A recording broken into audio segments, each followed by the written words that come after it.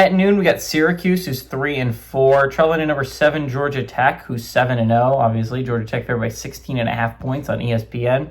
Stephen Gelly, again, not starting for the Cuse anymore, but is still their leading passer. He might be that at the end of the year, in all honesty. It's not super close.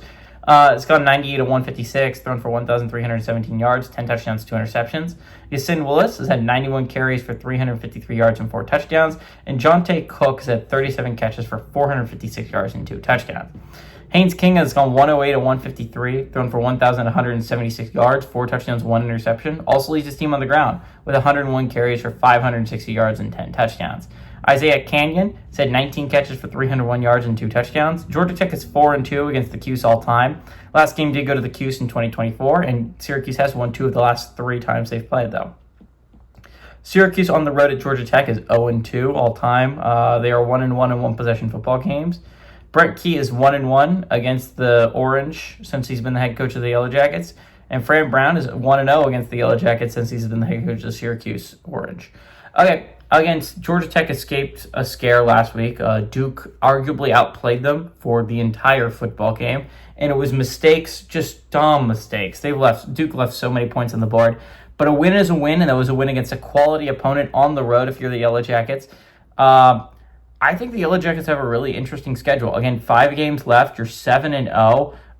You only play one more ranked team, and that's a Georgia game at home. I think there are some games to worry about. I'm not going to lie if you're a Georgia Tech fan. Again, Georgia Tech went on the road and almost lost to Wake this year.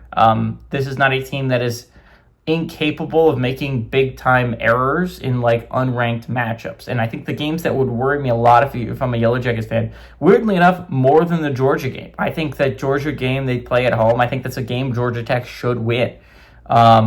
Weirdly enough, I'm less worried about that game and more worried about next week's game, road trip to NC State. This is a peak where you start to relax, right? They're playing an NC State team that's 4-3. It's not a great record on the road. I think that trip to Raleigh has a lot of upset potential, and that's very scary if I'm a Yellow Jackets fan. This one does not, though. The Cuse just does not have the offense capable of beating Georgia Tech. The reason why I think NC State and Pitt are scary games is CJ Bailey can beat you. Pitt's new quarterback that's a true freshman can beat you. And that's why those games are scary. Georgia Tech has been caught lacking in college football games and in the past in ACC matchups when they're ranked. You don't have to look very far back. The Wake game, again, is a weird one because Robbie Ashford isn't this insane quarterback that played amazing. It was just a weird game for Georgia Tech that was outplayed for Wake most of the game. Anyways, I do like Georgia Tech in this one. I like them to win by a lot, a sizable margin over the Cuse, who I think almost got shut out a couple weeks ago. I like the Yellow Jackets to win. I like them to cover at home.